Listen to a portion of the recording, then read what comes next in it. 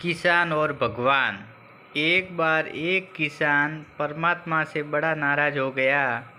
कभी बाढ़ आ जाए, कभी सूखा पड़ जाए, कभी धूप बहुत तेज हो जाए, तो कभी ओले पड़ जाए। हर बार कुछ न कुछ कारण से उसकी फसल थोड़ी खराब हो जाए। एक दिन बड़ा तंग आकर उसने परमात्मा से कहा, देखिए प्रभु, आप परमात्मा हैं, लेकिन लगता है आपको खेती बाड़ी की ज़्यादा जानकारी नहीं है। एक प्रार्थना है कि एक साल मुझे मौका दीजिए, जैसा मैं चाहूँ वैसा मौसम हो, फिर आप देखना मैं कैसे अन्न के भंडार भर दूँगा। परमात्मा मुस्कुराए और कहा, ठीक है, जैसा तुम कहोगे वैसा ही मौसम दूँगा, मैं दखल नहीं करूँगा। किसान ने गेहूं की फसल बोई। जब धूप चाही तब धूप मिली, जब पानी चाहा तब पानी मिला। मन चाहा ओले बाढ़ आदि तो उसने आने ही नहीं दिए। समय के साथ फसल बढ़ी और किसान की खुशी भी, क्योंकि ऐसी फसल तो आज तक नहीं हुई।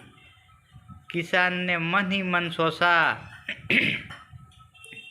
अब पता चलेगा परमात्मा को कि फसल कैसे करते हैं। बेकार ही इतने बरस हम किसानों को परेशान करते रहे। फसल काटने का समय भी आ गया।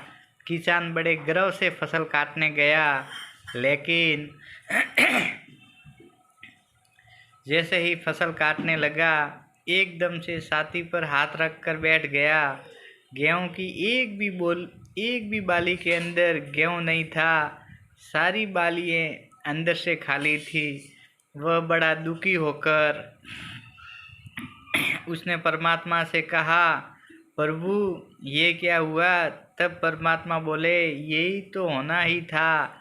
तुमने पौधों को संघर्ष का जरा सा भी मौका नहीं दिया, ना तेज धूप में उनको तपने दिया और न आंधी और ओलों से जूझने दिया। उनको किस प्रकार की चुनौती का एहसास जरा भी नहीं होने दिया। इसलिए सब पौधे खोखले रह गए।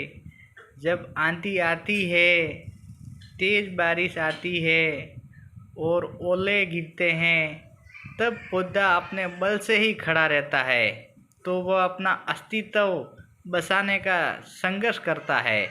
और इस तरह संघर्ष से जो बल पैदा होता है, वही उसे शक्ति देता है, वही उसे ऊर्जा देता है, उसकी जीवटता को उभारता है।